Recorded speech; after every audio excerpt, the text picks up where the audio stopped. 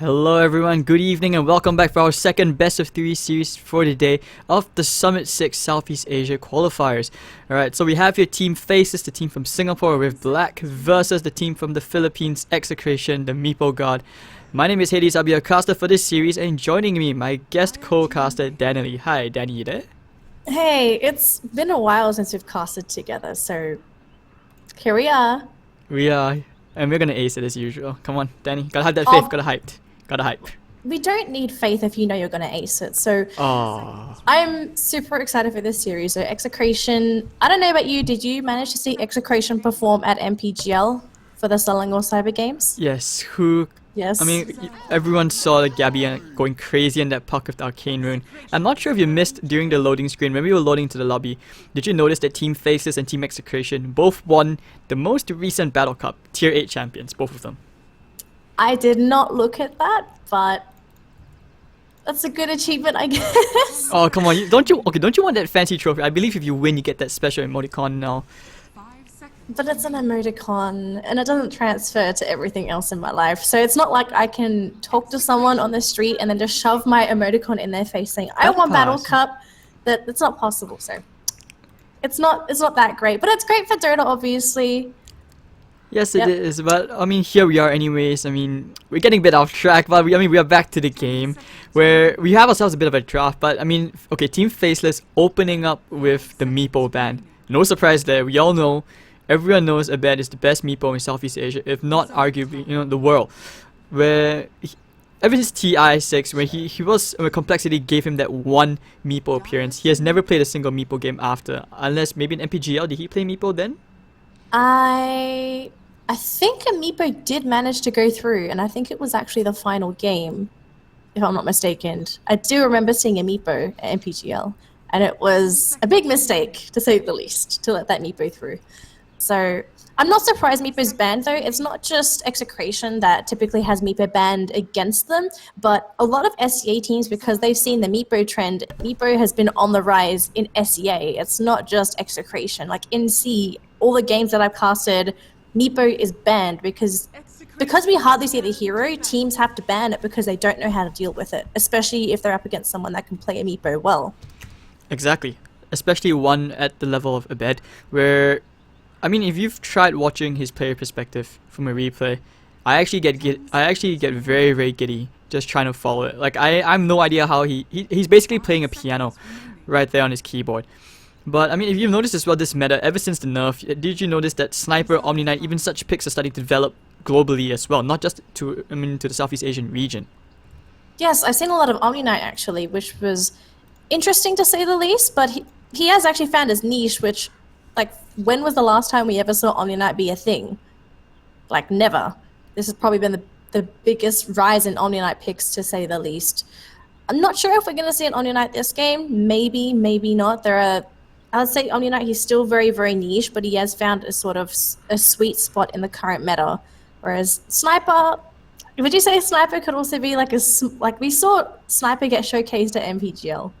So I think during MPGL, a lot of strats sort of came up because all these top SEA teams were experimenting, right? We saw a lot of interesting picks during MPGL. That's when Team C teams started experimenting, and all the successful strats are starting to come on through. So I think this is just SEA finding their play style that makes them feel the most comfortable, because from what I've noticed compared to the rest of the world, C teams they don't need, but they prefer to play when they have control of the game. The moment C teams start to lose control of the game, that's when the team's coordination begins to crumble, because teams have players that have such high individual skill that once they start falling behind, the weakness of SEA teams is that they sort of lose that team synergy because they don't have that advantage for their core players. Aside from me rambling on, though, I think we should start on the draft. That's true, but I do agree with what you said earlier on, and in fact, I think that, back to the sniper pick thing, it is actually seen as a counter to OD in lane, but usually you need to build a draft around it. But like you said, back to the draft. Excuse me. I mean, Timbersaw pick, still not sure whether we will see this go down the mid, or is this going to be an off lane kind of thing. But I mean, okay, have you, are you familiar with some of the Faceless players? With the players. Yes. I think everyone knows black. That's a no-brainer. If you don't know black, you are too new to Dota. I know XY. I've seen a little bit of nuts, but I have seen jabs. So I say jabs, black, and XY. I'm not too sure about the other two guys. Aside from that, though, I really don't have enough intel on the players with the current patch to say what they can, what they can't play. Knowing Black, though, I've never seen Black play anything outside of carries, so maybe he'll be the easiest hero or person to analyze. Outside of looking into players, though, I think it's just Faces keeping their options open. You can pick a Timbersaw early because he can run in all three lanes. You can put him safe lane, you can put him mid, you can put him off lane. So it's just them sort of saying that we want the Timbersaw, but we're going to keep our options open, see what Execration picks up, and then we'll sort of pick heroes to play around the Timbersaw, or we pick heroes that the Timbersaw can play around. With this Riki pickup from Execration, this can be a bit of a problem for Timbersaw, especially in lane, just because the smoke can catch him off guard.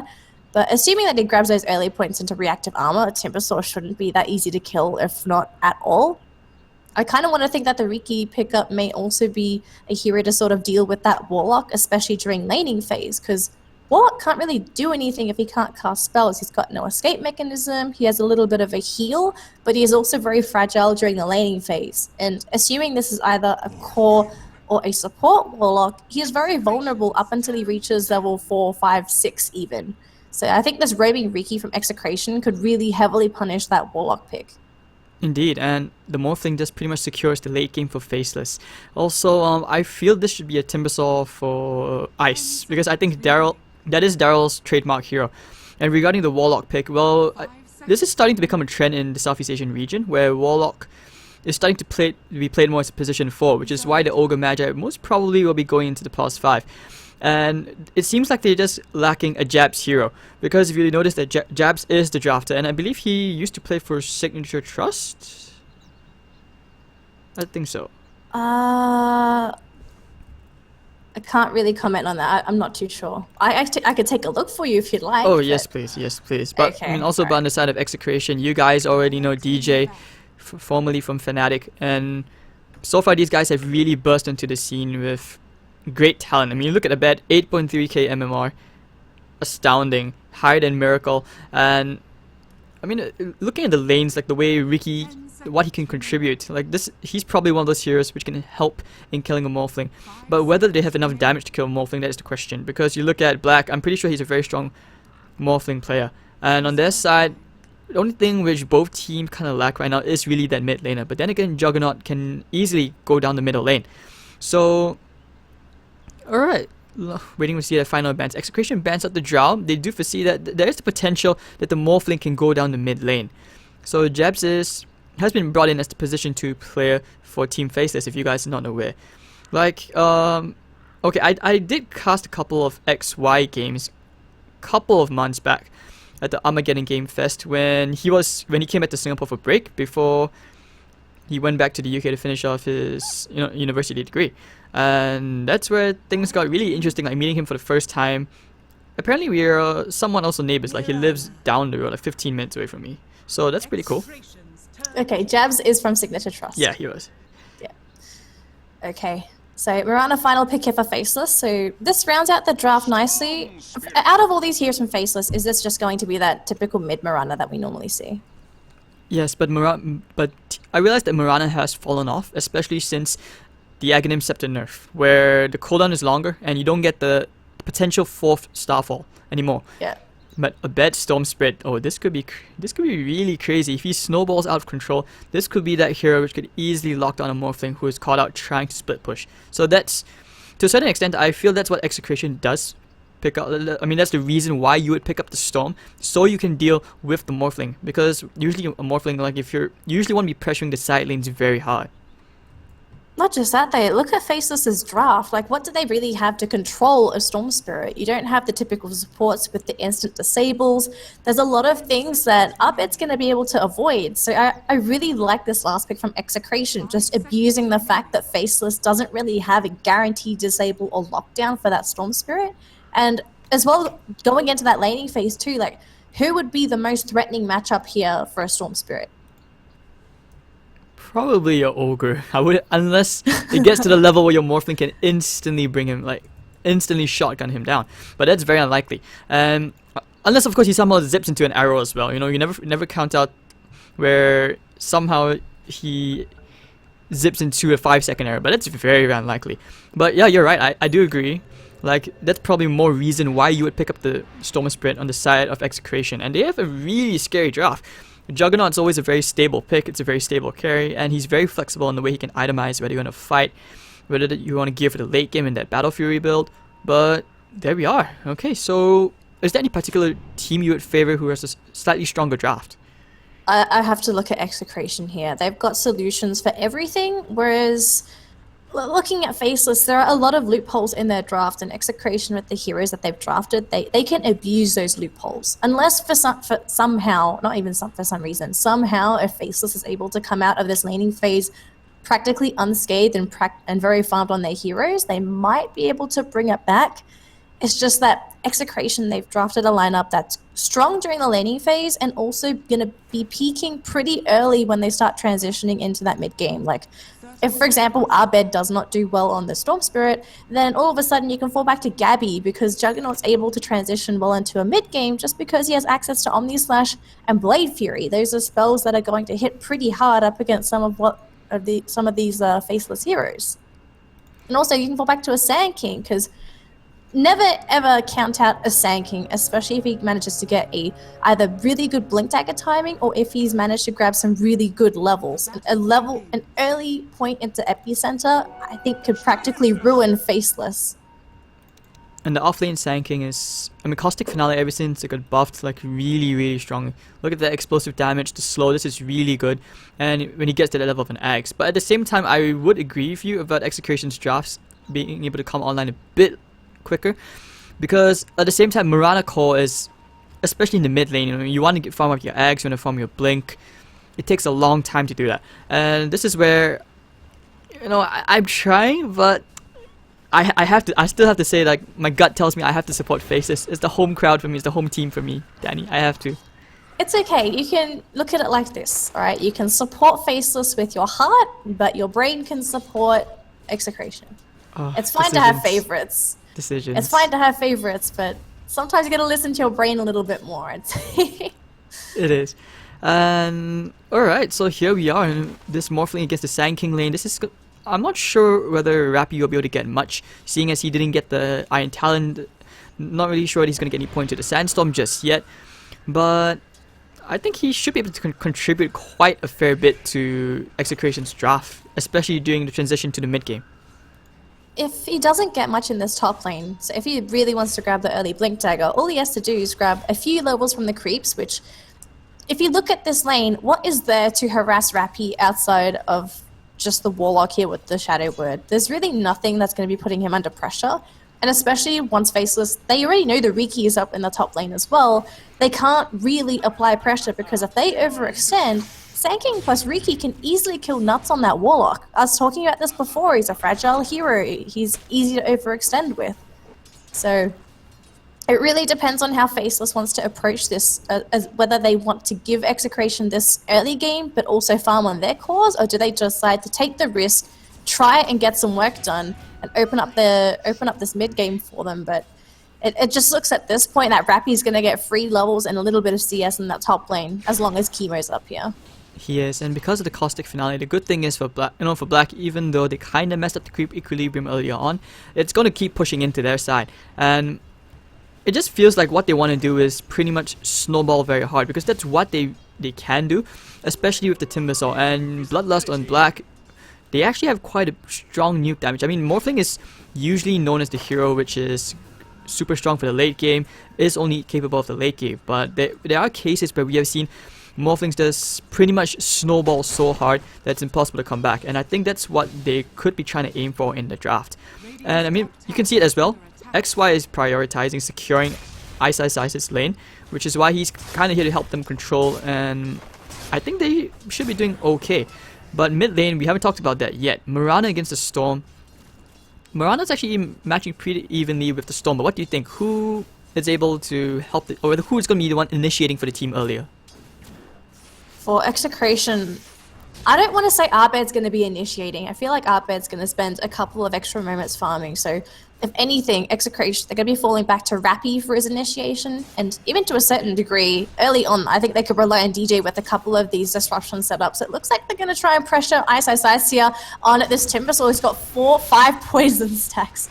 God, that hurts early on. It won't kill him, but Shadow Demon, I love the rise of Shadow Demon. He is such a strong support. Looks like mid lane, they're going to try and jump onto Arbed here. They're committing quite a bit. They're even going to buff him up, and this should be the death of him. Jukes into the tree line. Arrow. He's going to not live, though. He did juke the arrow, but it's still first blood going for Faceless, which it's what they need. They need to slow down Arbed, because if you leave him alone, he's going to farm crazy fast. Oh, but Jabs with Chemo and having a bit of a fight here, and Mirana did take the double damage rune, so we've had a bit more, just one more. Yes, he will get the second Starstorm just in perfect range, and the double damage making all the difference. So Jabs getting a nice kill. Oh, throwing the arrow, it lands into Abed. Oh, but the infused raindrop, he shouldn't get the kill here, would he? No way, but it brings him really low. That's not what you want to have if you're a Storm Spirit. Just TPing in, having 3/4 of your HP chipped down. Now this is going to force him to use a lot of bottle charges. Like, he has 0 bottle charges since he's TP'd in. Like, they're even going to bring Chemo in to refill the bottle. That's how much emphasis they're putting on that Storm Spirit to make sure that Arbed has a reasonable start. So what Jabs is doing right now, it's really good because it's keeping the Riki in the middle lane, it's keeping Arbed on his toes, and it means that up top, because Rappy doesn't have Chemo support, he has to sit further back just so that he doesn't get caught out from any shenanigans that could be coming out from Faceless. And also, down towards that bottom lane, like, Ice feels safe because he knows there's no Riki here. He does, and the Morph thing as well. Top of the CS chart, 32 and 10. Almost fully uncontested. Chemo's just here to just sap up some EXP again, provide a bit of a safety net. They will find that sentry and take care of it immediately. And you just look at Ice back at the bottom lane, like what he's doing and how he's harassing. Just creep skipping. He has 3 points in reactive armor. He really can't die in this lane, and he still has the salve available to him. So this is where I feel things get really tricky for Gabby. You look at XY, he's coming back into the lane again. Never underestimate the power of that Bloodlust. So I do worry for Gabby in the way he's going to itemize this game, because he's going to have a really tough time trying to nuke down this Timbersaw. It's something which Execration also does Top not lane. have. Looks like Black's going to be ganked. 3-man gank, although Rappy's Can he kill him? Oh no, he has the waveform. Oh, they're turning! One more hit! They get that return kill, and Black doesn't even die. Beautiful coordination coming out from Faceless, just abusing the fact that everyone was dropping so low from the damage distribution coming out from that Warlock. That was so good coming out from Nuts. Fatal Bonds is a really strong spell. It's something which you realize that most teams are learning to play around. Like, I'm not sure if you watched the Fnatic game earlier on, where you combined it with a PA support and a Slaughter and an Axe. Heroes fall very quickly, no matter how tanky you are. So bottom lane? Looks like Gabby's being pressured here. Yeah, he's okay. He had to spin out, but look at Faceless. They're applying pressure everywhere. Oh, but they want to keep on going. They will kill Gabby. I think they can. One more, yes. So Ice, he's getting really big. So if you're Execration, I mean, do you feel the pressure since you are currently 0 and 4? Obviously, you're going to start feeling some pressure. Your Juggernaut's not doing too well. Arbed got a little pressured in the middle lane. Although, I'll say that, considering that Jabs hasn't really tried to put that much pressure onto Arbed for a while, he has stabilized, so maybe mid lane's still okay here for Execration, but bottom lane, this seems like it's a complete lost cause unless they bring down someone else to at least help Gabby in that bottom lane, because Ice, with how it's going, with all this backstabbing on the creep wave, he's level 7. He's got Chakram, he's maxed out reactive armor. Execration are not going to be able to kill him unless they invest more energy, more heroes, more firepower into killing him. But if you do that, that means that you're sacrificing mid lane, you're sacrificing off lane. The safety of those two lanes are dependent on that roaming Riki. So far for Execration, the one time they tried to use Riki in the top lane, it backfired because they couldn't kill their target. And I think this is where Execration, they've got to be a little bit more careful with their draft, because early on when they don't have these level 6s, they are starting to lack that damage to burst down Faceless. That is true. Gabby, being chased by Ice. Like, if you're a Jug and you see this sort of stuff happen, like, obviously your morale is going to be sad down. right now. Like, he is rich enough. He's actually out farming the Juggernaut in his own lane. That's how much pressure he's been applying. Like, with level 4 reactive armor. Oh gosh. XY forcing Abed to TP back. That's really big. And Nuts, is he level 6? Yes, he is. So, oh no, so he's almost level 6. So, he's gonna be able to start grouping up soon with his team. With the Timbersaw, they can start pushing for an objective together. And that's why I feel things get really scary. Because you look at the Mirana middle lane. She's 49-11 to the Storm's 47-3. She had a kill earlier on, I believe, and an assist. She already has the point boost to 8 minutes and a half in. So with the level 6 and you start grouping up taking towers, that Aghanims actually comes online way quicker than it should. Meanwhile, bottom lane, Kimo gets a quick tower deny. He's gonna try to TP out, cancelled, but do they have the dust? Yes, they will. Kimo looks like he will go into the chakra.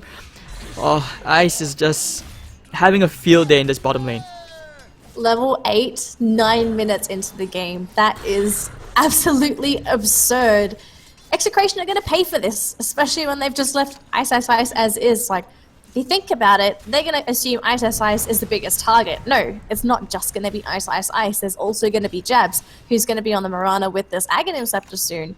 Heck, I would even argue that because these two cores are so big that this is going to be enough attention to draw them away from Black, Black is farming insanely well as well. He's 64 CS in that safe lane. Even though he's going up against a Sand King, Black feels safe as ever to just do whatever he likes up here. He's not pushing Rappy out of lane, but if your team is doing this well, I'm actually worried about Execration in this mid game. They might get steamrolled if they don't start getting some of these levels, or if they don't start applying some sort of pressure, because they are going to start losing towers quicker than they can actually take Facelesses. I feel one of the ways they can find a way back into this game is they need the disruption with a really good Soul Catcher. The Soul Catcher has to land on a specific target, which they will, really lock down on a disruption into the Burst Strike and the Epicenter. That's what they can do. But otherwise, Faceless really isn't giving them the chance for that, because knowing the way XY and Nuts play, they like their early pressure. They like the fast-paced game. So that's why they're so confident about picking up these support heroes and going very fast from the beginning. But back to your point, you're saying that Black is very tough to kill. I think he should be feeling a bit worried soon. Ricky Maru is the top lane. With the Sand King, they could try for something here on Black. He is only at 500 HP. Rappy's pretty low too though, so if there's any sort of TP support, there might be a return kill, which is something that you don't want to have happen. And they do spot Nuts out, so the moment they see the support, they have to leave. They can't do anything just because you can drop the rock at any moment. Oh wow, bottom lane, that's going to be a tier 2 going the way of Team Faceless 10 minutes in. That's really quick. And Juggernaut really does not have any farm. We haven't seen an Omni Slash yet. He's still stuck at level 7. But hold on, looking at Ice and Jabs, the arrow comes out, it's going to land into the Siege card. The Ignite's going to land onto Gabby, but I think he can just spin this one off and he may be forced to TP out if they decide to chase for him. Look at the control on the map going in favor of Faceless. They've completely controlled that bottom lane. They're starting to take that tower. They the Chaotic Offering. Oh, they find the Ricky so quickly. The sentry just happened to be there. And the arrow's gonna fly. It won't land into anyone. Looking at Gabby, he is down there, the river, right next to the tier 1 tower as it goes down. So that's just Gabby helplessly watching as... this laning stage, I don't want to sound biased, but it looks like Faces are running away into the mid game with ease. That's not biased. That's like what we're seeing. Every single lane is being controlled by Faceless. Bottom lane, Execration don't want to even look at that lane. The only one down there is Arbed because he has an escape mechanism. Middle lane, there are 2 heroes. Execration don't want to show their faces. There are 3 in that top lane. Execration still don't want to show their faces. If they let this game just go as is, there's going to be such a huge goal discrepancy. They're going to try middle lane. Can they kill Ice? So he is so tanky. He's actually got max charges. Okay, that was really close. He almost died just at the very end. They committed so many heroes just to bring Ice down. And it does bring them actually quite a lot of gold. Just that single kill alone brought them an 1100 gold swing in Execration's favor. So this is... I feel this is where they understand they're really far behind, but at the same time, they still have the heroes which can help them come back into this. Like I mentioned, the disruption and Soul Catcher into the epicenter is what they need to rely on for now. And you look at the Sand King, he's still nowhere close to getting that Blink Dagger just yet. Black's already just completed his Lincoln Sphere. This is where things get a bit tricky in terms of trying to kill that Morphling. And you look at Jabs, he's gonna have that Aghanim Scepter up in just another 800 more gold. But looking at Abed, we haven't talked about him for a while. Do you think he goes straight for a Bloodstone here, or do you think like he should go for an Orchid just for a bit more kill potential?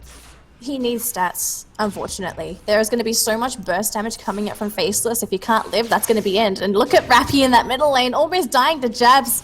Looks like they do get the disruption off to mitigate some of the damage, and that was a really good play. He may have actually died to the damage coming out from those creeps.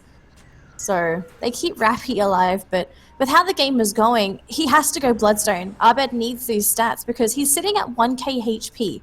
Look at what Faceless has. How many spells do they have that could annihilate him from 100% HP to 0? There's so many spells that they could abuse as long as they're able to just lock him down. So it would have to be a Bloodstone. There is no doubt. There's no doubt about it. There's no use in a Storm Spirit if he's dead.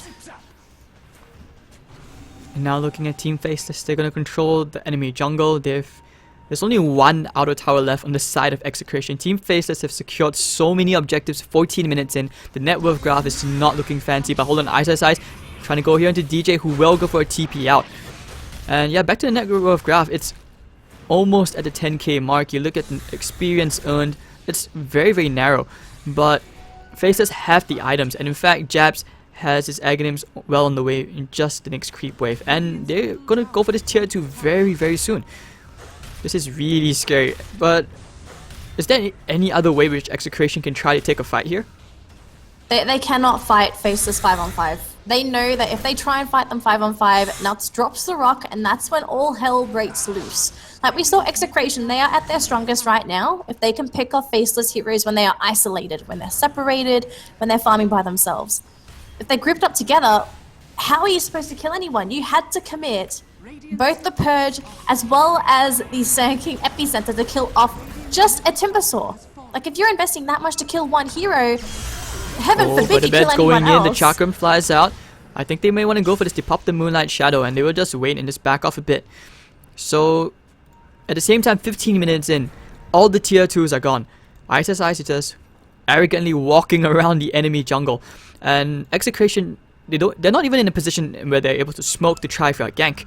And now you look at Black, he's just going to get casually healed up. The rock is available already for Nuts, and he has a Midas 15 minutes in. You're talking about a very, very poor Warlock.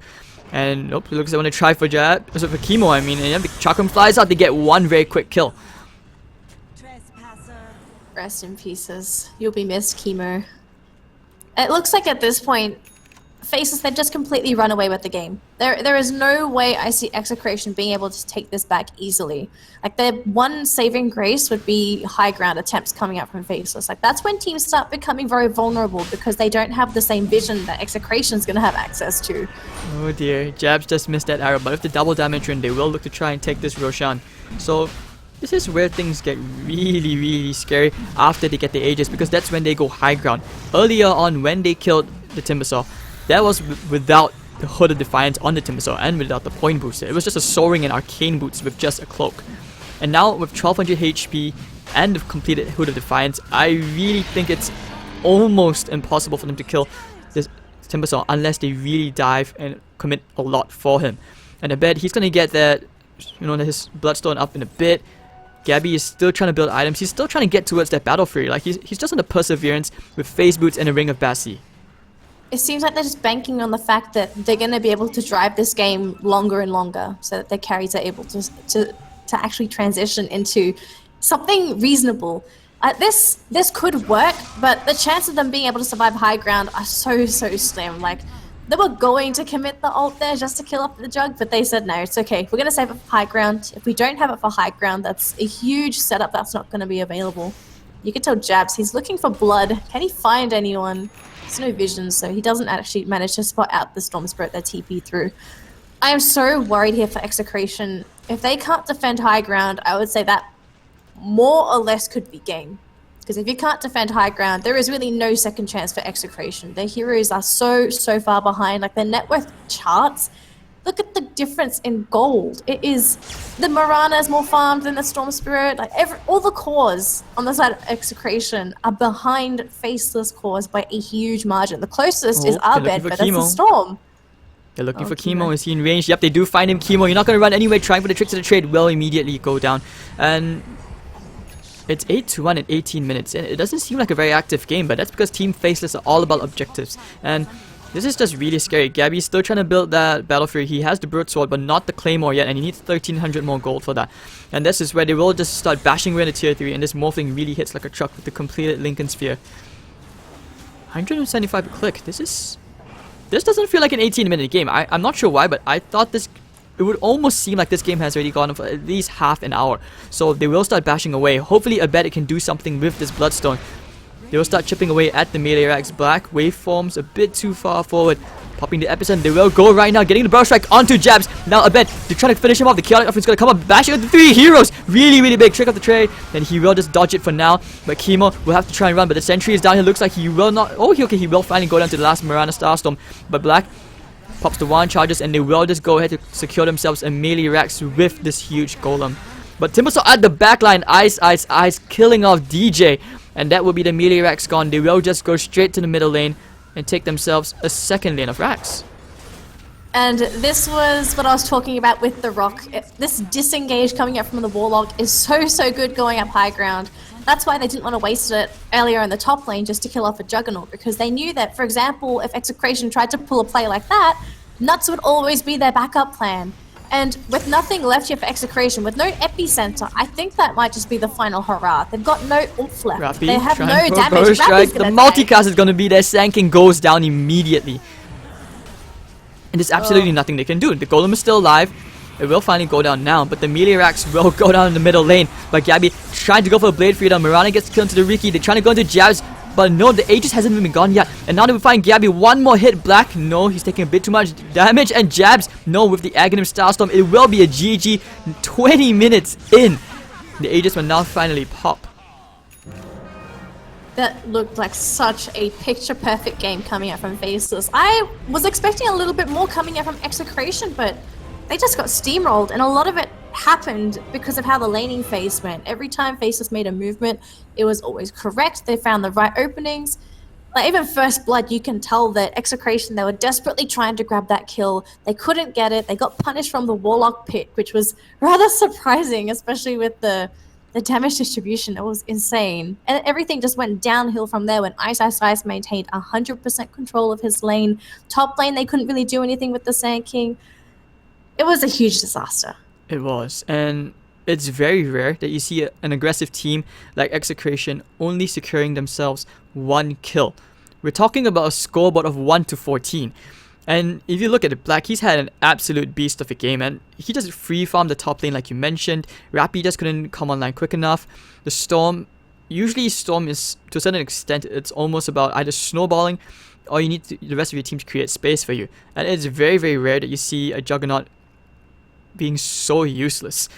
And he really couldn't do anything at all. His Omni Slash couldn't focus anybody down. And you look at the amount of heal, like Shadow Word's a really, really strong spell. And that's before the Aghanim Scepter even came online. But anyways, thank you guys for watching. That was only game 1 of this best of 3 series. As we head into game 2, hopefully Execration will be able to pick themselves up. With a bit of luck, maybe Faceless could let that meeple go through. But anyways, that's me, Hades, and my co-caster Danily. You can follow us at Hades.tv and DanilyCast on Twitter and Facebook. We will see you guys for game 2 shortly. Don't go anywhere.